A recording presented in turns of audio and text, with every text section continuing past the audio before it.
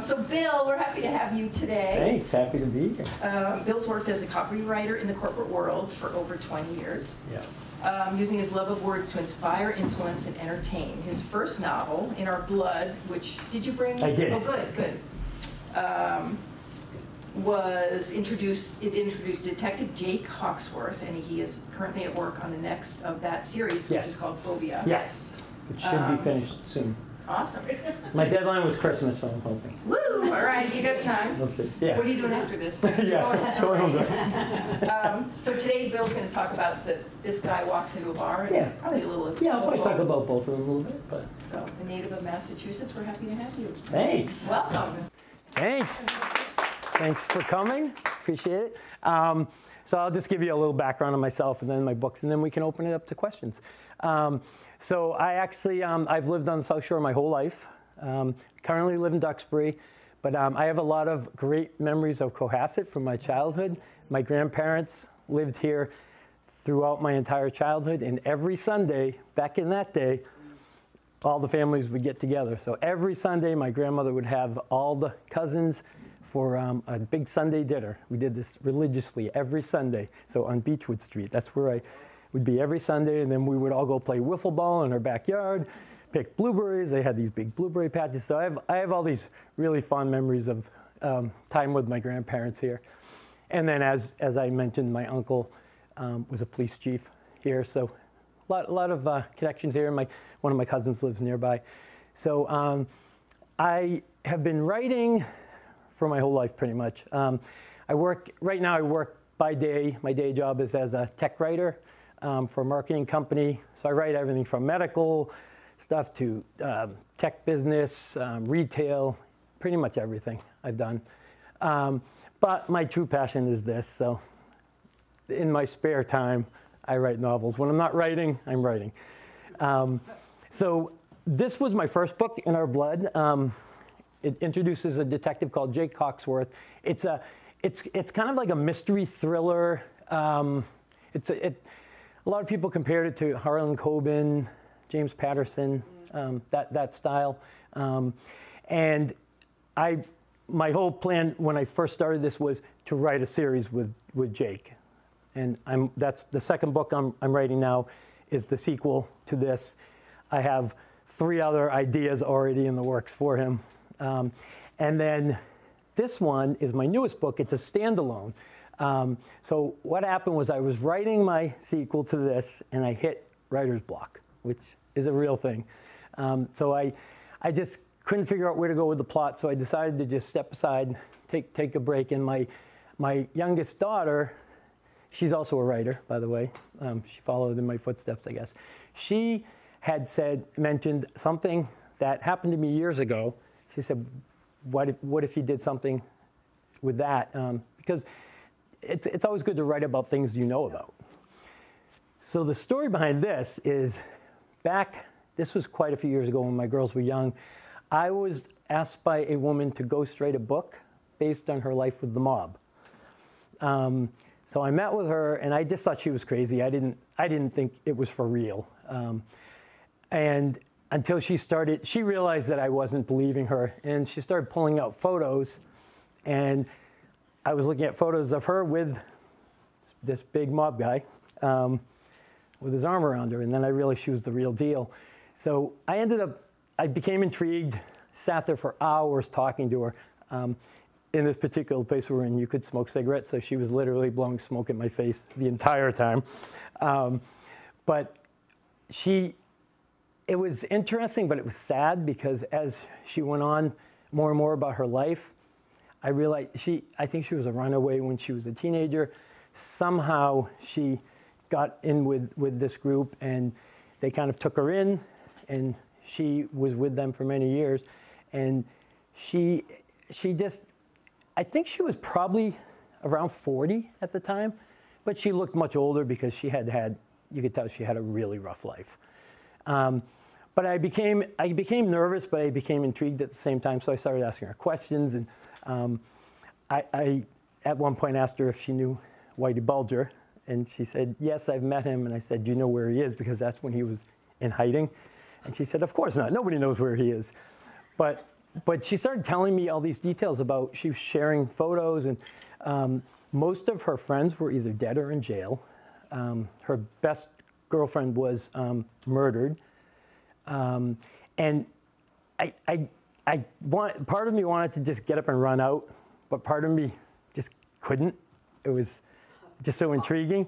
Yeah, so I started asking, we started talking more, and it turns out, at one point I asked her, have you ever seen anyone murdered? And she said yes, but she said it so matter-of-factly, like it was just part of her life. And that's when I started to get really kind of freaked out, and it just felt sad. So I made up an excuse that I couldn't do it for her. She got mad at me. She said, do you think I can't pay you? I said, no, it's not about money. I don't have the time.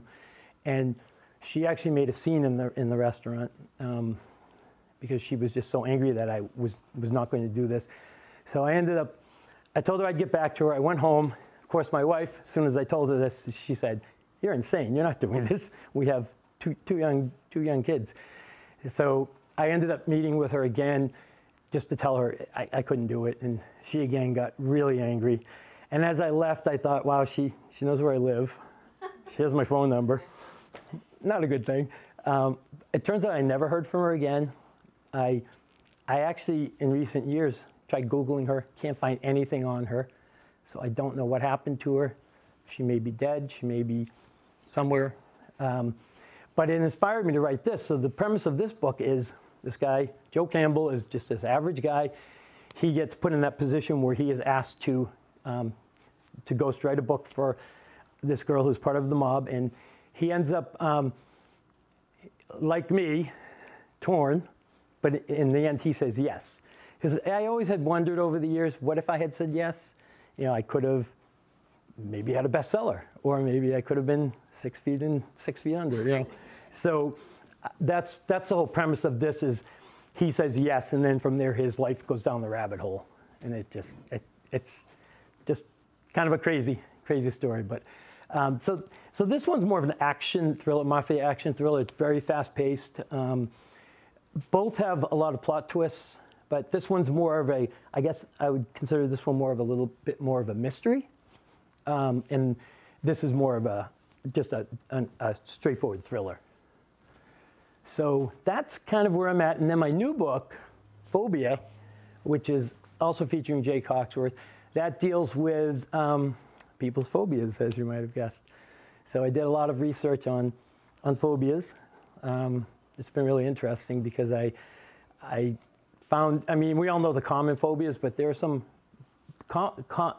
there are common phobias that we wouldn't think are common, like fear of knees, for example.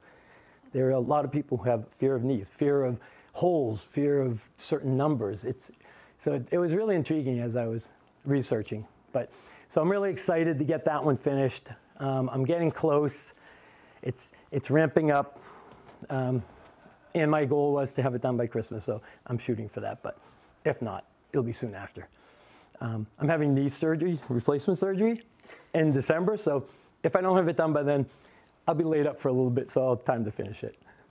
But a little late, but when in time was this meeting with the woman that you didn't write? Oh, so that was, oh man, it was, I want to say 20-something years. It was probably close, it was about over 20 years ago. Did you know any rum runners in Cohasset? I didn't. We didn't just thought you might. Nope. But what's funny is the way I got connected to her was through my boss at the time. She was actually contacted by her first, but she wasn't interested in writing anything other than, you know, corporate stuff.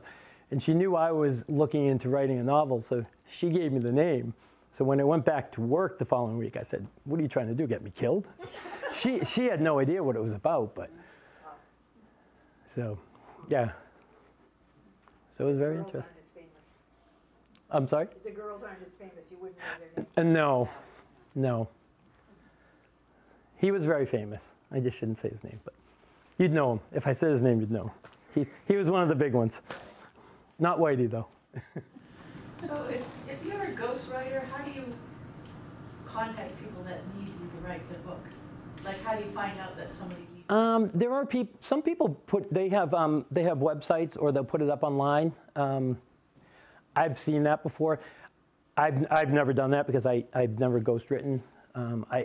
I'd prefer to just write my own things. But I know a few people who have ghostwritten.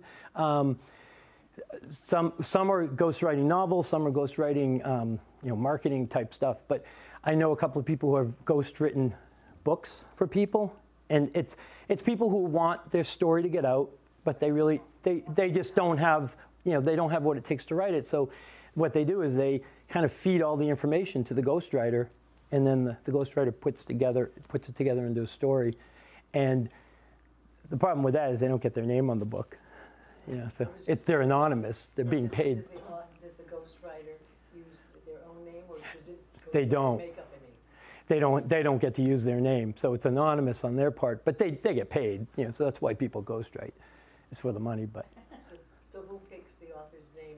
The one that you're ghosting for, or the ghost? Often the person who asked you to write it, they're taking credit for it, basically. Yeah. So, if Joe Smith asked me to ghostwrite a book for him, it's going to have his name on the jacket, not mine. Fictitious name. Or it could be a fictitious name, yeah. Yeah, a lot of authors use pseudonyms. To advertise that you didn't write it. Right. But you can't go out and promote it as your own. So that's why I never wanted to really get into ghostwriting. Yeah. I'd rather put my own name on it. Especially with that material. It's a lot of work. Yes, exactly. Right. Other questions? Could you briefly describe each of the books? Sure. So let me, I'll read, this might be helpful, if I just read the description on the back. That'll give you a good sense of the book. So my tagline is, she made him an offer he should have refused. Playing off The Godfather, of course. So Joe Campbell's an average guy. Average job, average looks, even his name's average. Just a regular old average Joe. Until the fateful night he walks into a seedy bar and meets a mysterious woman with a tempting offer. Ghostwrite a novel depicting her life as the mistress of one of the most notorious mafia kingpins in recent history. After initially refusing the offer, curiosity and a longing to escape the trappings of his ordinary life get the better of Joe. As his story in the making begins to take shape, things take a sinister turn, and Joe finds himself sinking deeper into a hole he may never get out of alive. First, his wife vanishes, then he's framed for murder. With the mob, the law, and a band of two-bit criminals in hot pursuit, Joe turns to the only person he can trust, his estranged brother, someone harboring secrets more dangerous than his own. With no place left to run and nowhere to hide, the brothers, along with a down-on-his-luck detective, must band together if they are to survive the night, a night where no one will escape their crossfire unscathed. Yeah, so there's a relationship between these brothers who have been estranged. And I had a brother, we weren't estranged, so people had asked me, like, did you and your brother have a bad relationship? No, we had a great relationship, so. Did he have dark secrets? He probably did. I think everyone does. So that's that, and then In Our Blood. So this one, the tagline is, evil isn't always learned, sometimes it's in our blood. Nearly 30 years ago, Detective Jake Hawksworth and best-selling author Drew McCauley were brought together by a horrific crime. Jake, still reeling from the unsolved hit-and-run death of his wife, and Drew will be reunited once again when a crime from Drew's novel in the making becomes a devastating reality. Is the kidnapping of Drew's son somehow linked to the murder Jake is investigating? Was Jake's wife's death really an accident? And could the person who has haunted both men for decades be responsible for these seemingly unrelated events? As Jake races to protect Drew's family, they find themselves on a collision course with fate, derailed by a series of breakneck twists and turns that culminates in an isolated, snow-ravaged house. It is here that long-buried secrets are unearthed, and Jake realizes, to his horror, that his hunches are not always right, that the key to solving his wife's death in a heinous, decades-old crime have been under his nose all along. So this one is like just twists after twist after twist. So it's a very intricate plot. So that one took me a lot longer to write. I had to do a lot of research. Luckily, I had a friend who's a detective in Boston, He actually just retired, but he was a Boston police detective. And then he hooked me up with a couple of guys on the force. So I was able to talk to, cops just to get kind of that real feel. I especially regarding dialogue, if it doesn't sound real, people won't believe it. So it was really helpful to get the, perspectives of, people who really do this on the job. And then a coroner as well. I got to talk to a coroner because there's one scene that takes place in a coroner's office. So I just tried to get the details as correct as I could. But yeah, this one really took, my problem with that is since it was my first, I kept going back and editing and re-editing. So I wasn't getting anywhere because I just kept editing the same chapters. So I learned through that to just write the first draft, then go back. So this one, The Sky Walks into a Bar, I actually wrote that from start to finish within 6 months. And part of that was, I think, because it had always been in the back of my head. So, I just started thinking what would happen if, what could have happened. So. I thought it was a comedy. From the title, the exact opposite. Well, what's funny is my wife actually didn't like that title originally because she said people will think it's a joke book. And I said, well, I don't think when they see the cover, they'll know it's not. And I said, that's the whole kind of a play on that is, and so I ended up keeping it. And now she's happy with it. She thought I made a good choice. So when you talked to the coroner, for example? Yeah. Did anything about that surprise you? Was it that person like or not like what you expected, or just a normal person? They were kind of normal. Actually, the woman that's the coroner in this, I kind of drew some of their traits, and that's what I do usually is I'll take different traits from different people when I form a character. I would expect very serious. Yes. Actually, I make her a little. She's serious, but has kind of a whimsical sense of humor type thing, which I think a lot of, probably when you deal with that every day, you kind of have to. Yeah. So, and then Jake was just, he was a combination of several people. Because people always ask me that, like, oh, is he based on someone you knew? Several people I knew. He's based on, bits of him and her, and yeah. So I take a little, little. Movie in the works? I hope so. I'm waiting for Netflix to call me. If anyone has a connection at Netflix or Hulu, give me your name. This one I could see as more of a series, and then that I could see just as a film because this one just has so many intricacies, but that one's more of a just straightforward thriller. So. Now, did you use things that the woman told you in your book? You mean the woman that I met with? Yes. I mean, I couldn't remember exactly, from that many years ago, but I always remembered what she looked like. Like I still can clearly picture her. So the description of the fictional woman in this, I drew from that. So the way I describe her is the way I remember her, and her not only her physical traits but her behaviors. She's not in this room. I hope not. She doesn't connect the dots. And all the names are fiction to protect the innocent. So that was a case where, like, usually I draw from several people. With her, I just have this clear memory of her. So I created that character, based on everything I remembered from her, and even the language, the dialogue, even though it's obviously not word for word what she said, just from memory of how she interacted with me. That's how I created the dialogue between her and the character. Do you think her boyfriend would recognize her from the description that you had? I don't know.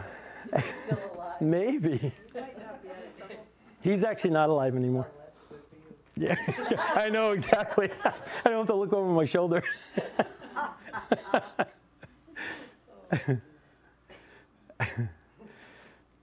So any other questions on, or even on the writing process? Just the process, not just the book, but. When you say one take longer, how long were you talking about? So this one, I mean, this was like 2 years, just because I would put it aside, then I'd go back to it, put it aside, and then I would go back and change things. When I have draft notes from my first draft of it, and when I look at those, it's so different from what the finished book was. And then what I do is I pick certain people, friends or family members who I know will give me honest critiques, and I'll give them a copy, early copy, and get their thoughts. And one of my friends, she is probably the most outspoken person you'd know. She doesn't mince words, so she told me when she was reading it, she said, I read the prologue, the opening, and she said, and I hated it. I almost threw the book across the room, but then I remembered you were my friend, so I kept reading. And she said, and then I love the rest, but I hate the opening. And at first I thought, well, what does she know? But then the more I thought about it, it didn't work with the tone. So I ended up, as much as I hated to do it, I just threw it all away at the beginning and reworked it. And it turned out to be much better. So, you have to take these things with a grain of salt. People have their opinions, but so I'll take all the opinions, and then I see what I like, what I don't. My daughters are both really good readers for me because they've been both in readers since they were little, and then one of them's a writer and one of them's in marketing. So they have a good background for it. So how do you get your book published? So the first one I self-published because I was waiting so long to hear back from publishers, and I got really antsy, so I decided to self-publish it. But then this one, I decided to look for a publisher, and I did find a small publisher for that one. And what's good about that is they pay for everything. With this self-publishing, I had to pay for all the building of the book and that type of thing, cover design. So with this, that was all covered, and they helped me with a little marketing. But since they were a small publisher, they can only do so much. I don't get the kind of, advertising that Stephen King or John Grisham get, but the big publishers will do that. But so for the next book, I am hoping to find an agent. I have a couple of agents that I'm considering sending a letter to. If you self-publish, can you publish anything? You can publish anything. Publishers can refuse, Right. It's tough to get a publisher. Yeah, I mean, anyone in this room could go self-publish a book tomorrow. That's part of the problem that I don't like is that so many people are self-publishing now. And while there are a lot of really great writers doing it, there are some just really bad writers who think they're good writers and they just put something out. But I guess more power to them if they can make it work. So do you look for print shops? What do you look for when you're looking to self-publish? When I'm looking to self-publish, I worked through this publishing agency. So I could do it myself and at no cost, but it's really difficult and the quality isn't so great if you do it yourself. So I did hire a publishing firm that actually created the interior of the book. They hooked me up with a designer for the cover design, which this one actually was a lot of work because the designer originally, she had, if you look, there's a little bit of blood here. She had blood dripping down the whole thing, and I said, this isn't a horror book. People are going to think it is. So she toned it down. In hindsight, I wish she had toned it down a little bit more. And then for that one, I actually gave the publisher I did my own kind of mock-up of it. One of my daughters helped me. We created a mock-up that was, we knew what we wanted. So, like for example, just wanted like this ominous-looking bar, and then I wanted this, when you see those CD bars with the beer sign in the neon, I wanted that feel. It took about 6 passes between me and the designer because she just couldn't visualize what I wanted, and then finally she got it, and I was happy with it. Originally it was red, not purple, because she wanted it to really pop on shelves, but I think in the end the purple, it just gives it a more ominous feel. So I had a lot of say in that. Even though the publisher had their opinions, they did listen to me. So I felt like I could push back on them on certain things. Oh, one of the other things that this little bullet hole in the back. Well, originally they designed it with, they had several on the cover, and there had just been one of those massive school shootings, and I just didn't feel comfortable with it. So I asked them to remove it, and then they did this, which I thought was good. You know, just a little. It just gave it a little bit of a little touch, but I didn't want it in people's faces. You know, so. Yeah, so. And when you do an edition, what's the number of books that you printed in that first edition as opposed to how much the publisher? So with the self-publishing, it's print on demand. So as my books sell, say they're on Amazon and they have 20 copies available on it. As copies get sold, it will show. Like right now, I think it says there are 2 copies left of this on. So what Amazon does is then they have the print house will send them more, and they just keep replenishing it. And then I can order my own copies, so I can order directly through the publisher. So what does it start at?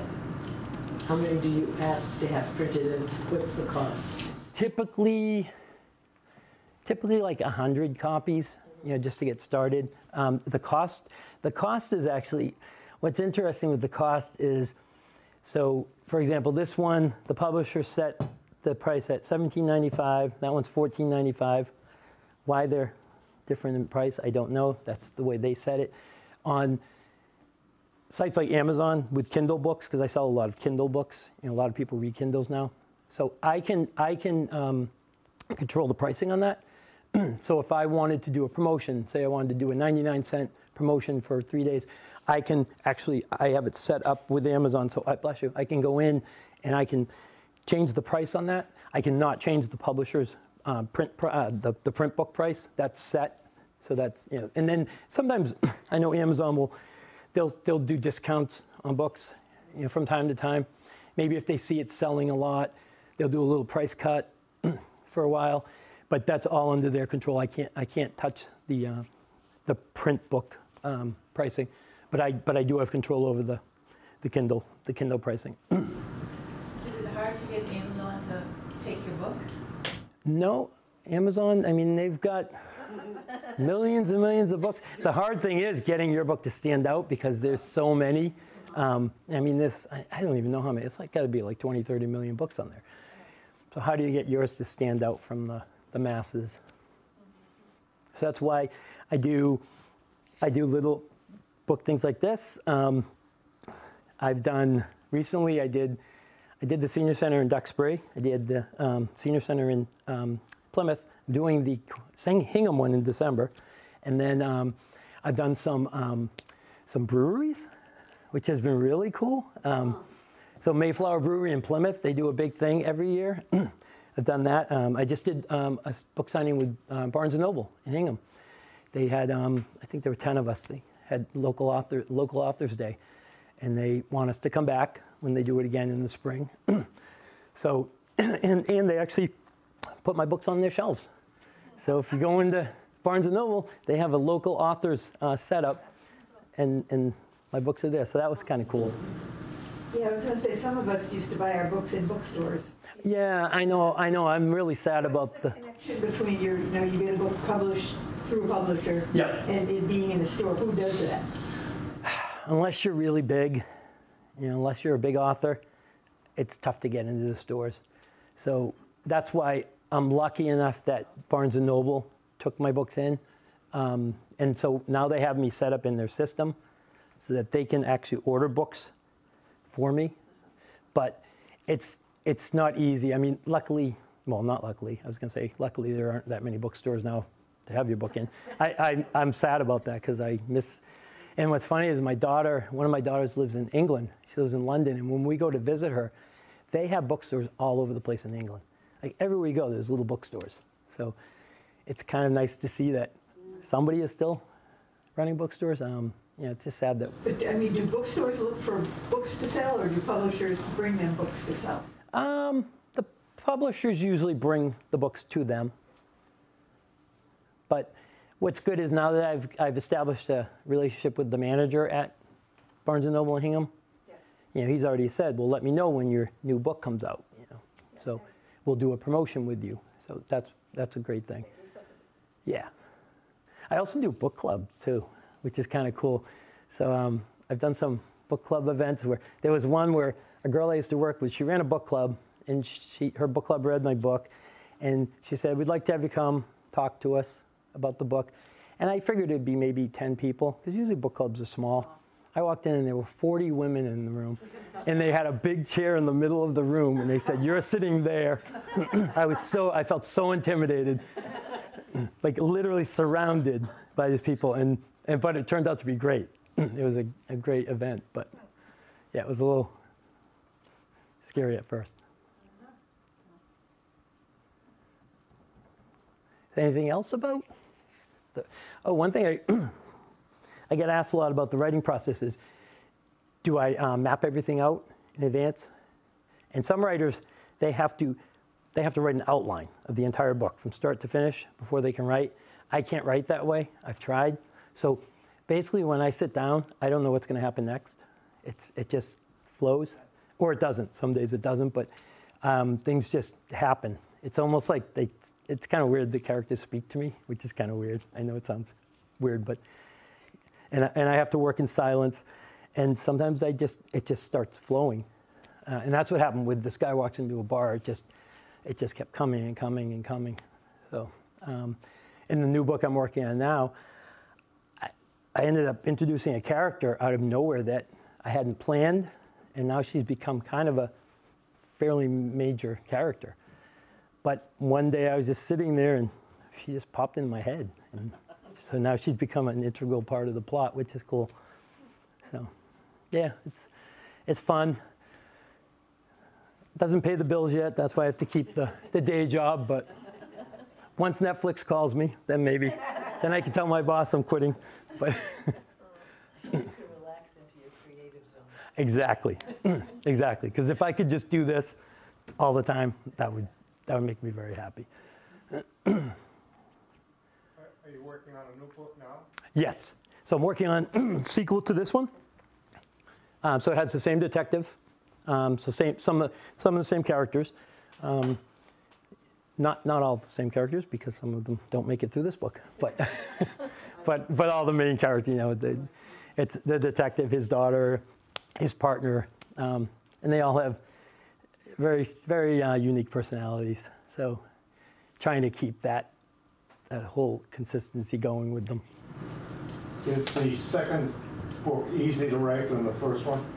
Yeah, it actually is. And I think it's partly because now I know who Jake is. Like, it took me a while to figure out who he was. And then just because writing your first book, it's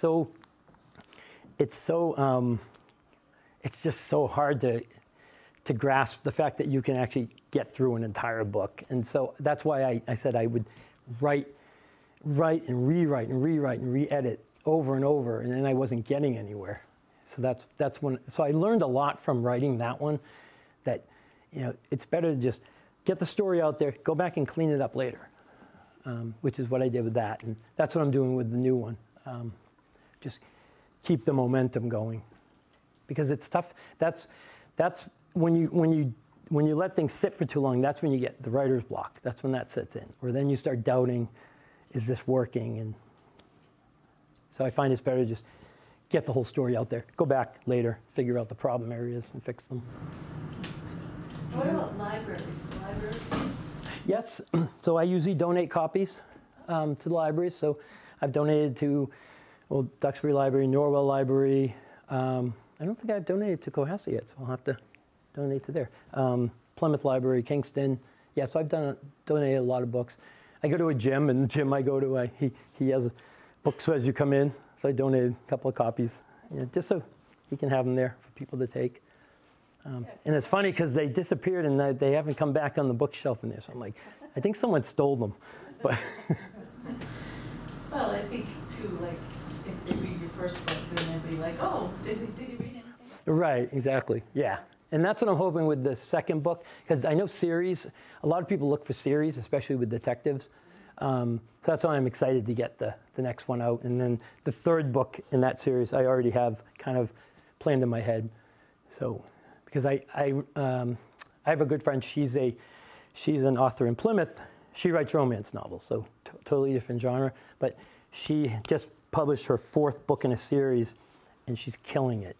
I mean, she's off the charts on Amazon. So I actually met with her last week because I said, what are you doing right? You're doing something.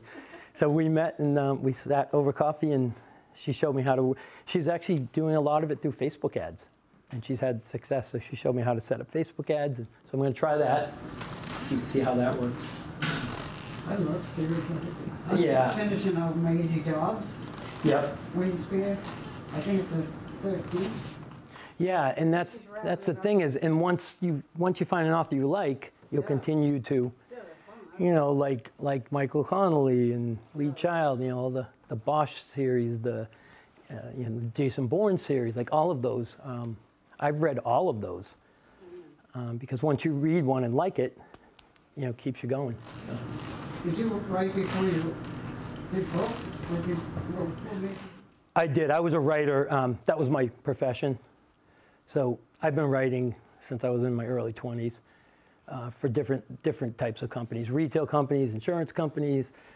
Now the company I work for, we work with a bunch of different clients. So I do everything from medical to tech to my big clients right now are Meta, you know, Facebook, now called Meta. So I'm writing a lot about AI. Progressive Insurance, been writing for them. What do you write for them? A lot of it's marketing, a lot of marketing materials. For Meta, we're actually redesigning and rewriting their website. Surprisingly, they have a really bad website. You'd think Meta, being the big, you know, the big guy, would be this awesome website. Terrible. So we've been revamping the entire thing. So I've been rewriting all the copy, working with designers who are redesigning it. Shoemaker has no shoes. Yeah. So what's good about my job now is I get to work on, it's a lot of variety. You know, so I might be working on Meta one day, and then I'm working on writing articles about health. So we do a lot of medical things. So I've learned a lot. Matter of fact, I think I told you I'm having knee replacement surgery. I look back 2 years ago, I wrote an article about knee replacement. Because in the back of my mind, I said, I think I wrote something about this, and looked back in my files, and sure enough, I wrote a whole thing about knee. Human resources stuff? I've written some stuff for human resources, not at this company, but my past companies. I wrote things for human resource. I did the company newsletters for companies. Yeah, that's tough stuff. But yeah, so I've pretty much written it all. It's just, you know, it's just a job. This is what I love. It's Just words. yeah. I mean, I enjoy it, but I don't. It's not like I have passion. You know, I don't love to. Oh, I'm going to sit down and write a medical article today. You know, but when it comes to this, that's when I say I'm psyched to sit down and, you know, get to work on this. So what do you read? So I read a lot. I read, well, obviously detective and mystery thrillers. I read a lot of those. Dennis Lehane's my favorite author. But I've read like Michael Connolly, Lee Child, all those guys. I also like historical fiction. Ken Follett is an author I like. I don't know if anyone's read Pillars of the Earth, or I never thought I'd enjoy a 1,000-page book about building of a cathedral in the 16th century or whatever it was, and I was fascinated by it. So, Hillerman? Read Hillerman? Yep, I've read. Yep, yeah, I've read a lot of different authors, but I generally do read. I like fiction better than nonfiction. I mean, I read some. I like some autobiographies, that type of thing. I read some nonfiction, but for the most part, I like fiction. I would say. I'm not a romance reader. My wife is a big romance reader. There's some author, Kristen Hanna. This is fiction and mystery. Yeah. I don't know if you guys read Kristen Hanna. She's a big author now. My wife is obsessed with her right now. So. Back to your writing, She's if you're really- writing your second book and you haven't finished it, and you don't do the outline first, Yep. how do you already have an idea for your third one? So I know how it's going to start and end, and it's all in between. That just like with Skywalks into a Bar, I knew the beginning because it kind of happened to me, and I knew how I wanted it to end, but I didn't really know anything in between. And when I first started, I was thinking, do I even have enough to fill a book? And then it just started coming and coming. I'm like, all right, it's working. And same with In Our Blood. I knew the beginning and the end. I knew some of the middle of that one. But with Phobia, I know how it's going to start and end.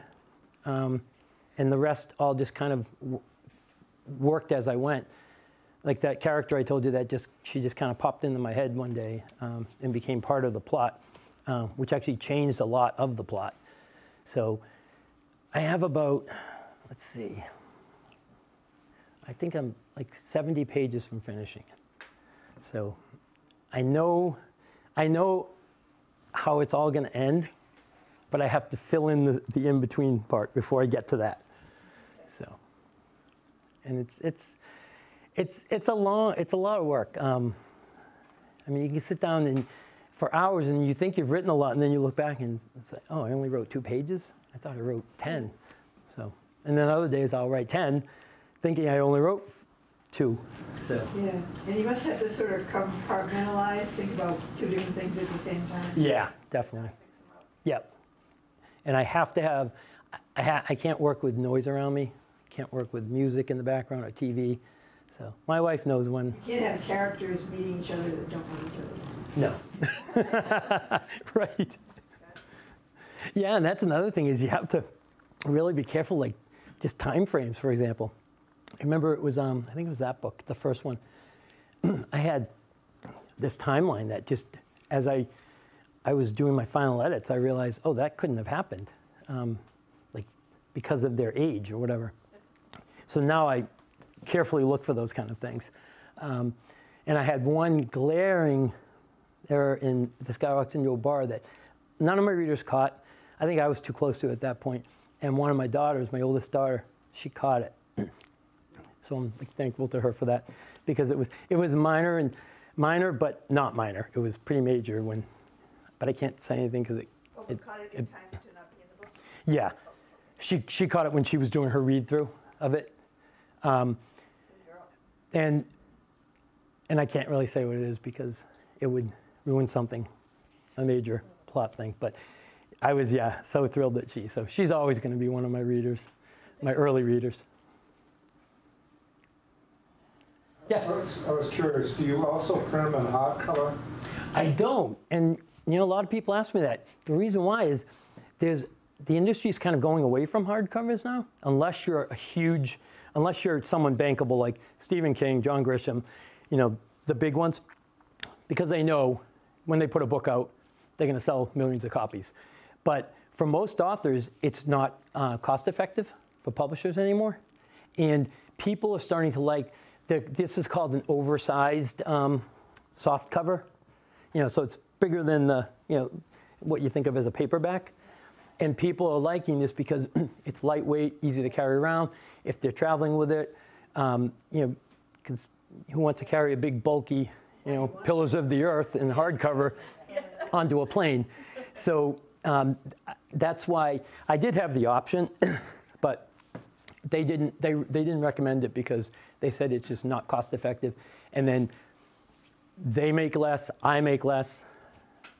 I mean, Amazon, I have to say Amazon I guess that's why they're Amazon. They take such a huge chunk of every sale. It's crazy. What's the percentage? 70%. 70?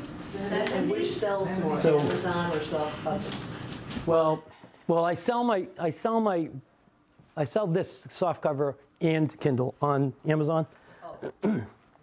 So, actually with the Kindle, I can set it up different ways so that they get 30% in some instances, then they get 50% in some instances, and then they get 70% in some instances. So it's a weird, but with the soft cover, they take a huge chunk of it. But But not for the ones But- that are just on the Kindle machine, if they don't actually have a copy. Right. Then you have a chance Yes. of getting more. yes. Okay, that's what. Yeah, and the thing is, so it's like I have a love-hate relationship with Amazon because I hate that they've killed all the mom and pop shops, and that they do take such a huge percentage. But at the same time, that's where most books are sold. So, I think 80% of all books sold are on Amazon. Right. Yeah, because without bookstores now, that's why I love going to Barnes and Noble. I'll just go in there and walk around because it's like old days before they all went away.